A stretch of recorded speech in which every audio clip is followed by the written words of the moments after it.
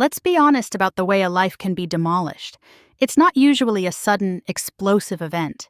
It's a series of small, selfish choices, a slow erosion of integrity, until one day you press your thumb against the hollowed-out structure of your own happiness, and the whole thing collapses into dust. I'm the one who did the pressing, but my husband, my kind, gentle, predictable husband, he's the one who lit the match and danced in the ashes. My name is Sloane. I'm 30 years old, and my story is a ghost that haunts the cobbled streets of Charleston. I'm a digital phantom now, a cautionary tale whispered over brunch at Husk and cocktails on King Street. It all started because I was bored, and it ended with my husband leaking a sex tape of me cheating on him to everyone we knew. Before the inferno, my life was beautiful, enviable, and suffocatingly perfect. My husband, Liam, and I lived in a meticulously restored historic home south of Broad, the kind with double piazzas and a private garden fragrant with jasmine. Liam was an architect, a man who saw the world in lines and structure and elegant functional design. At 32, he was handsome in a way that required a second look, not flashy, but with intelligent eyes, a kind smile, and a quiet confidence that was deeply reassuring. He adored me. He built our life around my comfort, my happiness. Our home, my job in art gallery curation, the car I drove, the vacations we took. It was all a testament to his steady, devoted love. And I had grown to resent him for it.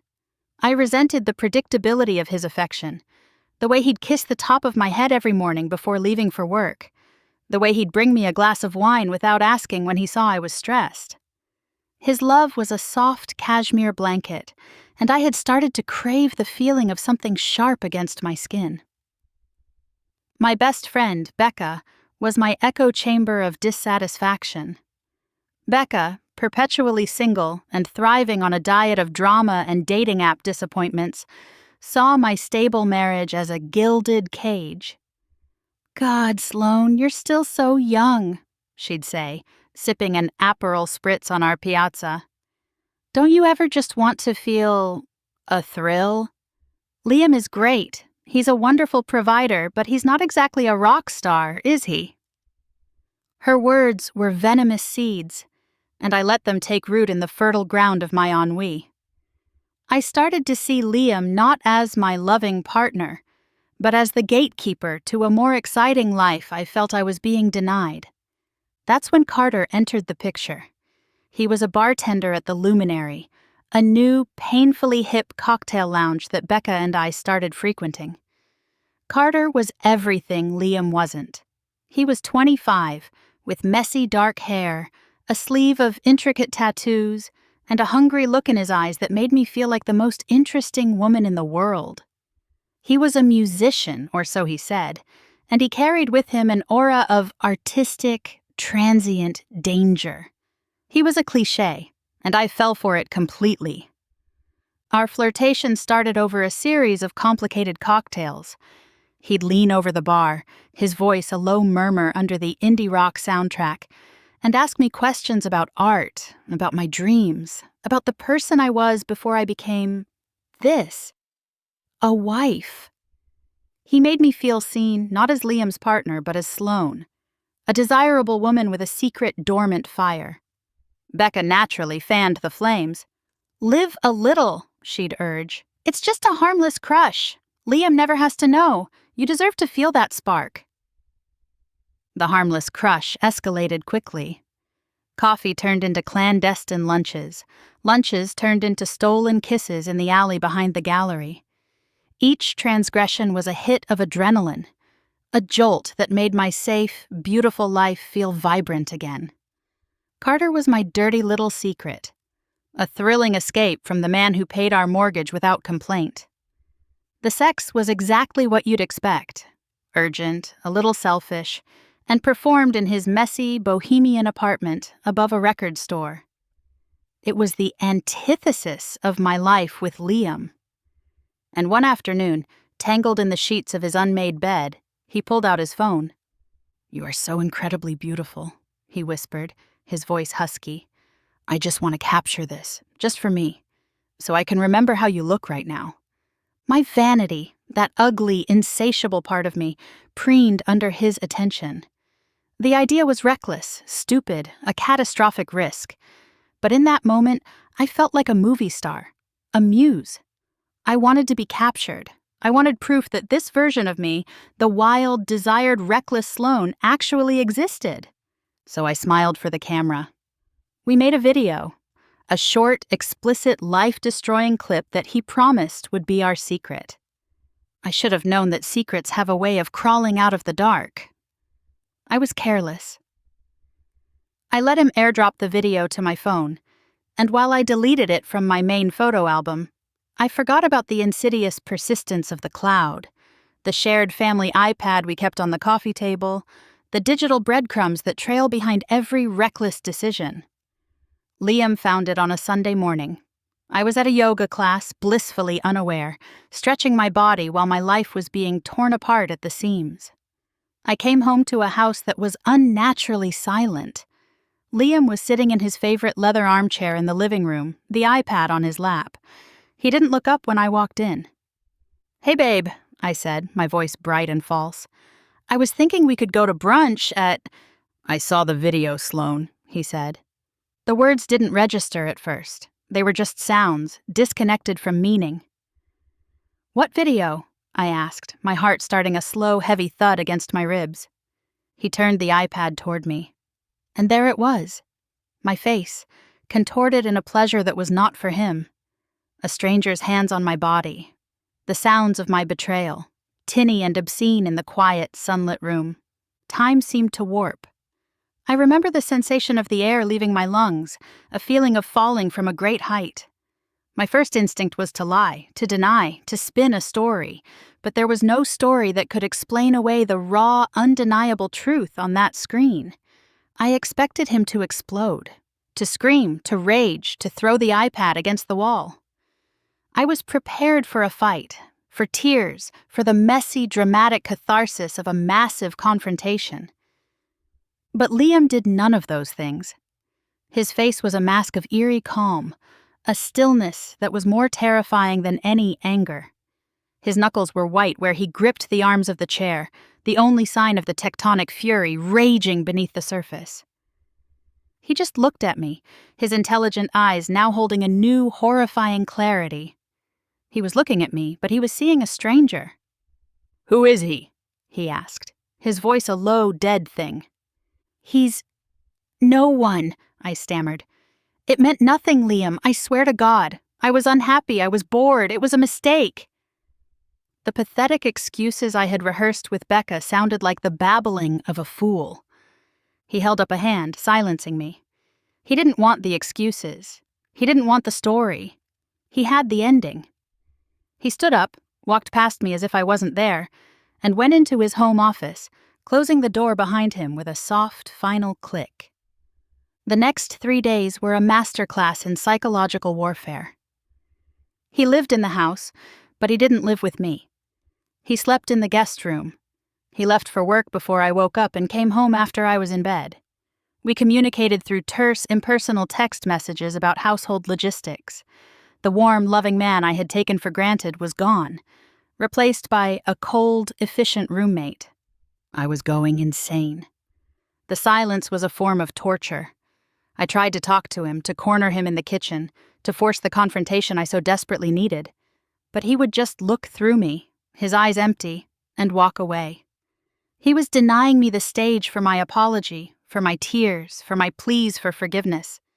He was denying me any power in the situation. I confessed everything to Becca, expecting sympathy. Instead, I got fear. "Oh my God, Sloane," she breathed. "A video? You need to get ahead of this. You need to hire a lawyer." She was already distancing herself, treating me not like a friend, but like a biohazard. On the 4th morning, I woke up to the sound of my phone buzzing violently on the nightstand.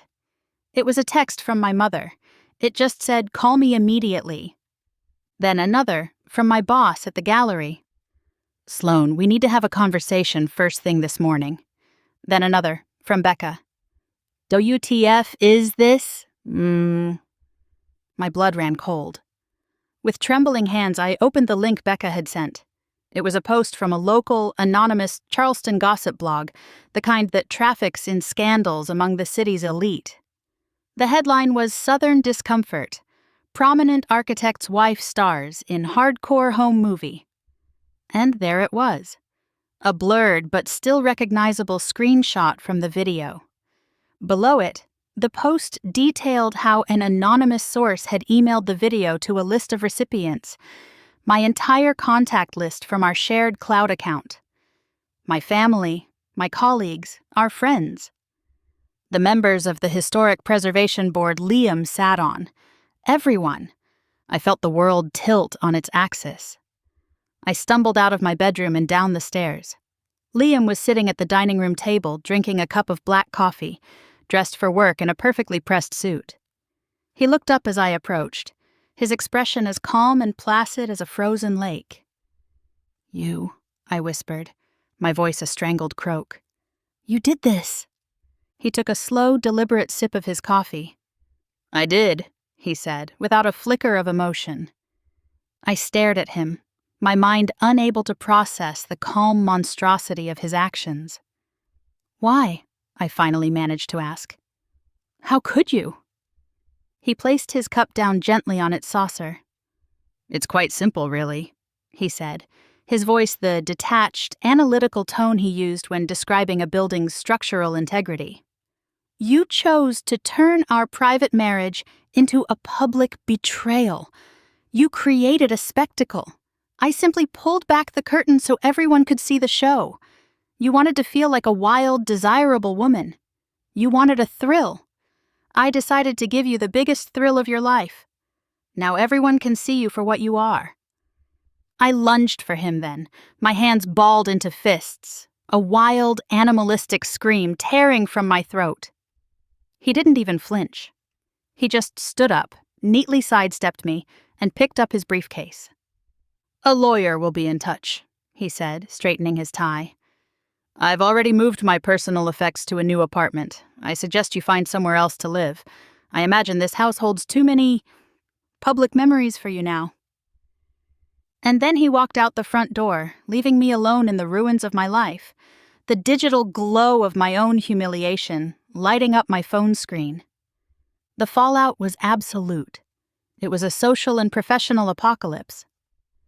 I was fired by the end of the day, my boss stammering something about protecting the gallery's reputation. My mother's tearful phone call was a symphony of shame and disappointment. My father, a man I adored, refused to even speak to me. Becca, my partner in crime, texted me once. "I'm sorry, Sloan, but I can't be associated with this." And then she blocked my number. The rest of our friends either followed suit or simply vanished into a wall of silence. Carter, the catalyst for my downfall, had deleted all of his social media accounts and, I later learned, had quit his job and left town within 48 hours of the leak. He was a ghost, leaving me to be haunted by the consequences of our shared recklessness. Liam was a phantom too, but a powerful one. He was seen as the victim, the deeply wronged husband who had snapped in the most devastating way possible. While some people whispered that his revenge was extreme, the consensus was clear. I had deserved it. I had pushed a good man past his breaking point. He had all the leverage in the divorce, and he used it with surgical precision. He got the house, the sympathy, everything. I was left with nothing but a tarnished name and a handful of boxes. A year has passed. A year of exile. I moved to Charlotte, a city close enough to feel the ghost of my old life, but far enough away to be anonymous. I work a quiet, low-level administrative job under my maiden name. I deleted all my social media. I am a ghost of my former self, living in a generic apartment complex where no one knows the story behind the haunted look in my eyes. Last night I was mindlessly scrolling a National Architecture magazine's website. And there he was, a feature article titled, "The Charleston Visionary, How Liam Rivas is Rebuilding Southern Skylines." He had started his own firm after our divorce, and it was now one of the most celebrated in the Southeast. He had won a major design award. There was a photo of him at a gala in New York, accepting the award. He looked incredible. He was leaner, sharper, with a new confidence that radiated from the picture. The quiet, predictable man I had grown bored with was gone. In his place was a powerhouse, a man of consequence. Standing beside him, her hand resting proudly on his arm, was a beautiful woman. The caption identified her as Dr. Anya Sharma, a professor of architectural history at Columbia. She was his new partner, both in business and in life. They looked like a power couple, an unstoppable force. They looked happy. As I stared at the photo, the final brutal truth of my story clicked into place. Liam's revenge wasn't just leaking the tape. That was just the opening salvo. His real revenge was this: his success, his happiness, his transformation. He didn't just survive the humiliation I inflicted on him. He used it as rocket fuel. He burned down the life we had built together, yes, but from those ashes, he constructed something far grander for himself. I thought my betrayal would break him. Instead, it made him. I was the embarrassing, ugly chapter he had to endure to begin his real story. My search for a cheap thrill didn't just cost me my husband. It cost me my name, my reputation, my family, my friends, my past. He destroyed the woman I was, and in doing so allowed himself to become the man he was always meant to be. I am forever defined by my most shameful moment, a ghost haunting the edges of a life I annihilated. And he is free.